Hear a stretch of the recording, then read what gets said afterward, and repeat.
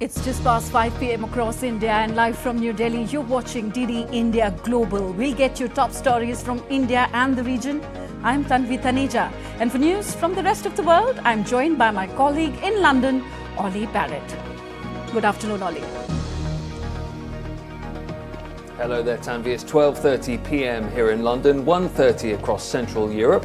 Coming up in the next 30 minutes, the latest in India's elections, the latest in the UK's newly announced election, and why not the latest in the US election campaign too. First, the headlines. Campaigning for the sixth phase of India's general election ends 58 constituencies, including 7 in India's national capital, vote on Saturday. UK Prime Minister Rishi Sunak and opposition leader Keir Starmer kick off their election campaigns after the announcement of July 4 polls. Londoners give a mixed reaction to the poll announcement.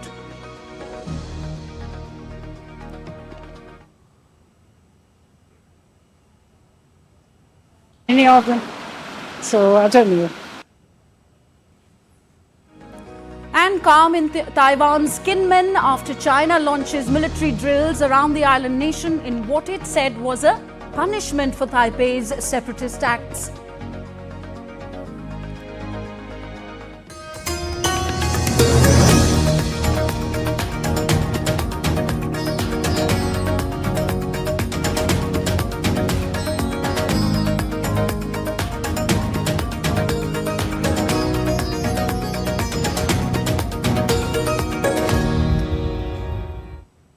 So 2024 is not just an election year, it's perhaps the election year. Globally, more voters than ever in history will head to the polls. And in India, we are in the last leg of the world's largest democratic elections, the sixth and the last phase.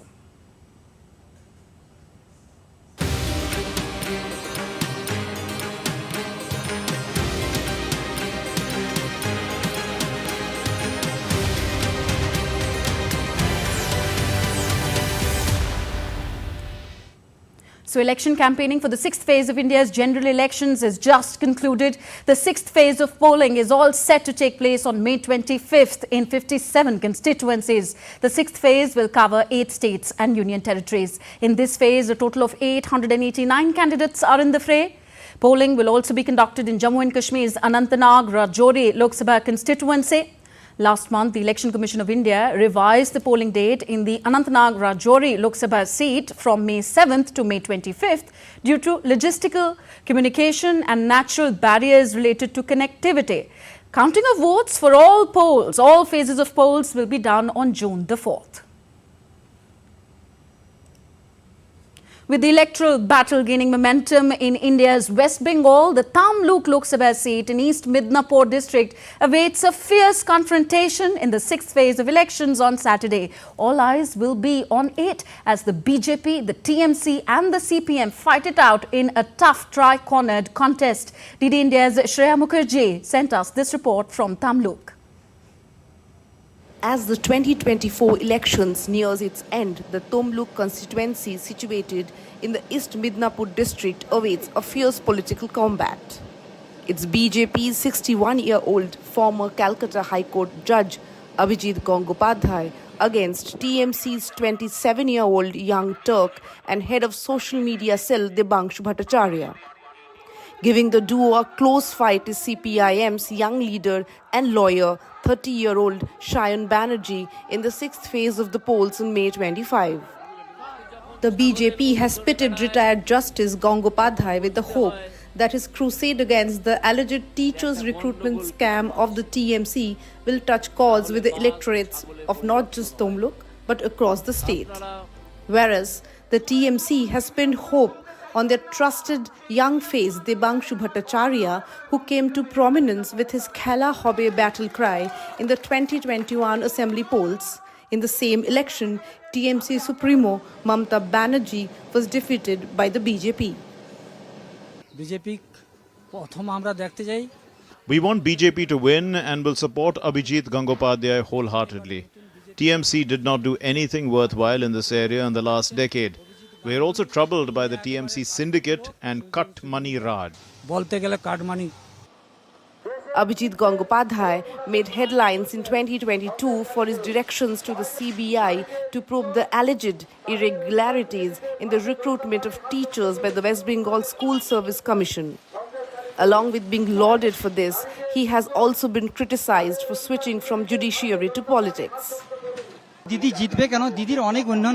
Mamata Didi will win. She's done so much for the state through several welfare schemes. BJP doesn't stand a chance here. Mamata Banerjee once said that the former judge's leadership has come from denying jobs to thousands of students. She even declared that she will send students to fight him if he at all contests from anywhere. Staying true to her words, she gave the opportunity to Debangshu Bhattacharya, an active member of Trinamool Chhatra Parishad, the party's student wing. In 2007, the anti-land acquisition movement in Tamluk's Nandigram, a delta region in the coast of Bay of Bengal, against the left-front government led to TMC's rise to power in 2011. Now, with the new wave, it seems this constituency might act as the catalyst for change one more time. While political parties are leaving no stone unturned to win, only support those who works on them. With camera person PK in Tamluk, West Bengal, this is Shreya Mukherjee for DD India.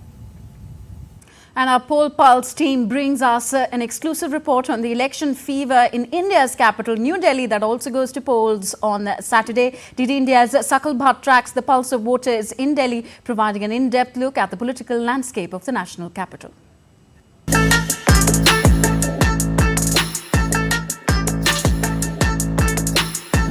Delhi, or Dilli, as it is called in colloquial language, feels the heartbeat of India, thus reflecting the larger Indian sentiment. And that could be one of the reasons why it is the capital of the country.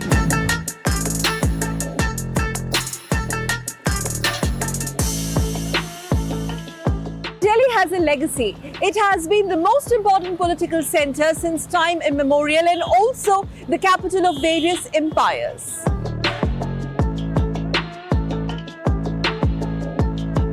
On May 25th, Delhi is going to witness a capital contest, a fierce fight between the BJP on one hand and the opposition helmed by Aam Aadmi Party and the Congress in the national capital. So besides its legendary legacy, Delhi, or Dilli as they call in colloquial language, is very famous for its bustling marketplaces and its mouth-watering eateries. And here we are in Bengali market. Everybody's looking forward who's gonna make it. And all the Delhiites, they're looking for some nice things to happen. Be it the development or the facilities. The collision of Congress and Aam Aadmi Party against BJP, the main highlight in Delhi elections, because never in Delhi happened that two parties are collated together against BJP. Although BJP has not won much in Delhi, but it will be great to see the collision of Congress and Aam Aadmi Party against BJP. महिलाओं को vote करना बहुत ज़रूरी है क्योंकि उनकी सुरक्षा vote में ही है। वोट करेंगी तो उनको सुरक्षा मिलेगी, इसीलिए वोट जरूर करना चाहिए महिलाओं को। तो जो देश को चलाएगा उस आदमी को देखना तो पड़ेगा ना आपको, और बिना वोट दिए आपको नई बात बनेगी। वोट तो आपको सभी को देना चाहिए, चाहे दुनिया में कोई भी आदमी हो। So the political discourse of the Delhi contest is largely dominated by two big questions. Question number one, will BJP actually get to complete its hat-trick spree of wins in the national capital? And secondly, will the corruption taint of the Aam Aadmi Party, or the corruption-tainted image of the opposition Aam Aadmi Party, impact its political fortunes in these elections? With camera person Rajesh Riki, Sakal Bhatt reporting from New Delhi for DD India. So from India's elections to Britain's elections, Prime Minister Rishi Sunak has called for an early national election on July the 4th. Both the Conservatives and opposition Labour Party have now hit the campaign trail. My colleague Ollie Barrett is in London. He gives us more on this and other stories making headlines around the world. Ollie, a flurry of political activities in London since the election announcement? Very much so, Tanvi. It was something of a surprise, but the campaign is up and running. UK Prime Minister Rishi Sunak launched his election campaign at an East London exhibition centre, and he's now off crossing the country. Analysts say polling suggests the ruling Conservatives are likely to lose to the Labour Party after 14 years in power. Rishi Sunak, though, is pointing to signs of economic recovery, including falling inflation and the fastest economic growth in nearly 3 years, as reasons to vote for his Conservative Party. We have got inflation down from 11% to 2%. We have delivered on my first priority to drive inflation back to normal.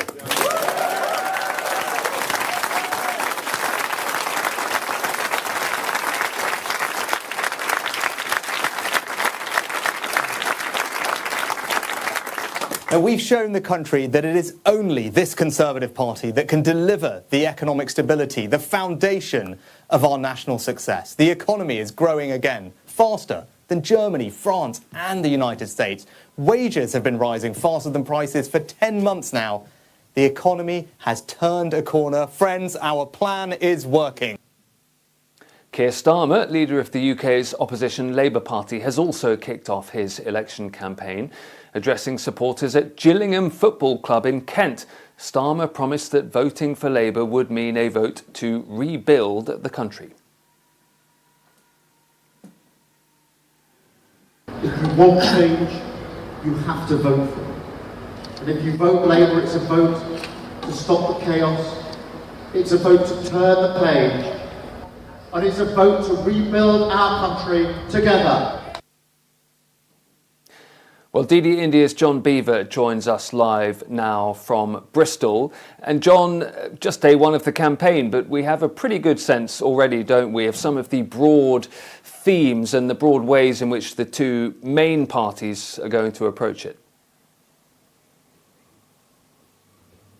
Yeah, absolutely. I think we have Prime Minister Rishi Sunak saying, stick with me, things are turning a corner and I'm the right man for the job. That certainly seems to be what we've been hearing from him. He is very much trying to persuade voters that things are starting to come good, especially when it comes to the economy. I think it was no coincidence that they decided to announce an election the same day as positive figures on falling inflation. So certainly that's Rishi Sunak's message. And as we've just been hearing there from Keir Starmer, from the opposition Labour Party, very much their message is change. We heard Keir Starmer saying it was an opportunity to turn the page, for this to be the change that the country needs. And he very much is going to be hoping that that's a message that voters can get behind, because he needs people to come out and vote for him. Certainly the opinion polls at the moment are not good reading if you are a member of the ruling Conservative Party. They are somewhere in the region of a huge 20 points behind. So Rishi Sunak, the Prime Minister, and other senior Conservatives who will be out campaigning for the next 6 weeks are going to need to get that message across to people that they think they are still the right party for the job.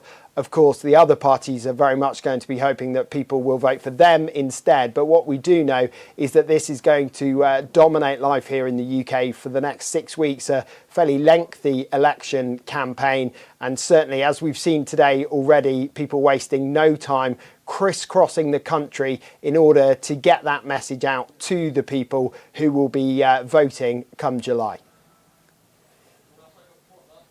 And John, just quickly, it was something of a surprise when Rishi Sunak came out to announce the election yesterday. Much of the received wisdom had been that the election would probably be October or November. Do we have any sense yet of why he's gone for this July election? Yeah, it really caught a lot of people by surprise. As you say, we all thought it was going to be something that happened in the autumn. I think probably it got announced because of these positive inflation figures. That seems to be something that they've tied into it. Very much the idea that the economy is turning a corner and that they can be trusted to keep things on the right path. But certainly there are plenty of senior Conservatives who behind the scenes are saying that they don't know quite why it was called when it was. Certainly the Labour Party have come out and said, well, actually, this election has been called earlier than planned because things are just getting worse for the Conservatives, so they needed to call it sooner rather than later. But whatever the reason, the election has now been called. The starter's pistol has been fired on this race, and certainly everyone is going to be doing all they can to persuade voters to vote for them. And we'll be keeping everyone across it. John Beaver, thank you.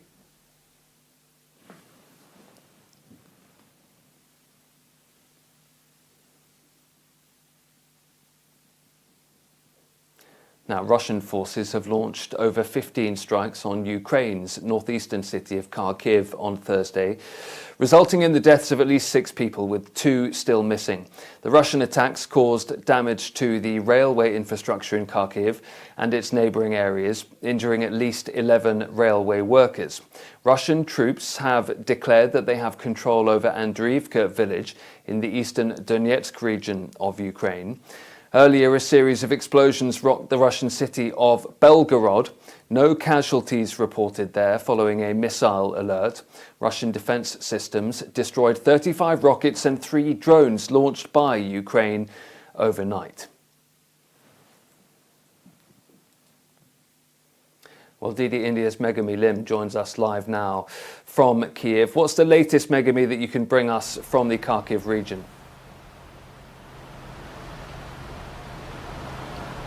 Oh, that's right. As you said, unfortunately, the death toll has gone up since this morning. Earlier, the figure was at 4. Now we're hearing that at least 6 people have been killed and at least 11 injured as a result of Russian attacks against Kharkiv, and 7 more injured elsewhere in the Kharkiv region. Now, both the governor and the mayor said there were at least 10 blasts, explosions that were heard at 10:30 a.m. local time when the attacks happened.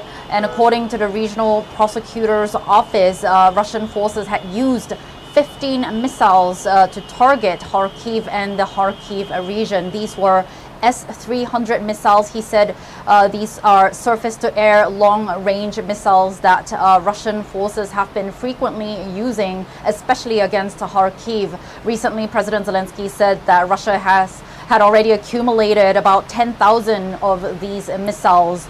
And also, Kharkiv has been coming under regular attacks by guided bombs. These are what Zelensky called Russia's main instrument. These are directed to a target by guidance systems. They are very, very powerful and destructive. Now, President Zelensky, that is why, has been calling for more air defense systems from Western allies. Kharkiv city and the Kharkiv region has been coming under regular attacks since Russia's full-scale invasion, but the intensity and the frequency of these attacks have definitely increased over the past few months, and also as of recent weeks, especially after Russian forces launched a ground offensive into Ukraine's northeast last week, opening up a new front in this war. Now, Moscow has said it has no intention of taking the city of Kharkiv, but analysts have raised concerns that Russian troops are trying to get close to the city, placing it within artillery range. Now, this would mean greater devastation, greater destruction in the city of Kharkiv, which is Ukraine's second largest city. Megami, thank you. Now, further elections, primary elections, will be held in the United States later, with Idaho going to the polls and the Republican Party holding a convention in Texas to decide on key roles. Both will indicate support for current President Joe Biden and former President Donald Trump. DD India's Caroline Malone reports from Washington. On Thursday evening in the US state of Idaho, the Democratic Party will be holding a presidential caucus. That's a state that's already held its presidential election primaries for the Democratic Party, but this is another chance to show what kind of support President Biden has, and amongst the other candidates who are vying for the position. There are 6 other people who are on the ballot for this Democratic primary. Biden already has shored up enough support in the state, but it will be clear whether he has full support depending on how much people decide to put their votes in for these other candidates. In that state, they'll also be deciding which delegates get to attend the Democratic Convention in Idaho happening later this year. Whereas on Thursday in the state of Texas, the Republican Party will be holding one of its conventions. At that event, they'll be deciding on future positions, including the chair of the party for the state of Texas. In that election, it's a very tightly fought position, and it could influence how much overall support is given both to the likely presidential candidate for the Republicans, Donald Trump, and to other state positions, as well as to senators who are potentially being re-elected in the state later in the year. Overall, though, Trump has not been able to campaign at events because of the ongoing criminal cases against him, most particularly the hush money payments case that's happening and ongoing in the New York state. That could end, and there could be a conclusion as early as next week.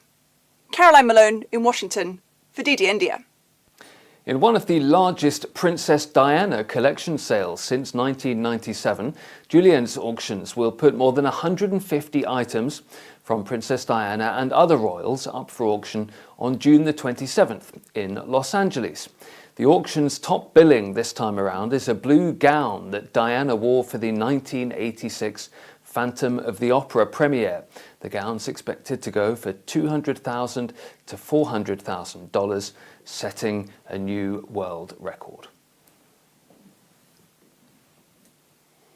Still time to get our bids in, Tanvi. Back to you. Yeah, royal collection indeed. Thank you very much, Ollie Barrett, joining us all from London. You're watching DD India Global. Still to come on the show. Mortal remains of late Iranian president to be laid to rest in his home city of Mashhad. And Asia celebrates Buddha Purnima, marking the birthday and enlightenment day of Lord Buddha.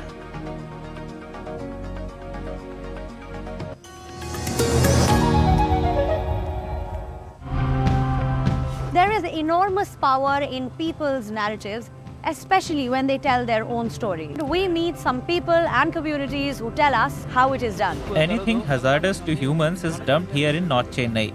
We need to tell these stories because we are the ones who are affected by it. Delhi Metro's philosophy is very clear. We want to generate non-conventional energy. Apart from the whatever is supplied by the grid, we want to generate a lot of energy through solar sources. The benefit of running an MRF is that it protects me from the rain and harsh conditions outdoors. Work goes on even in hot weather and during the rainy season. India is one of the climate swing states. We have to get India right to get emissions and to be able to really combat climate change.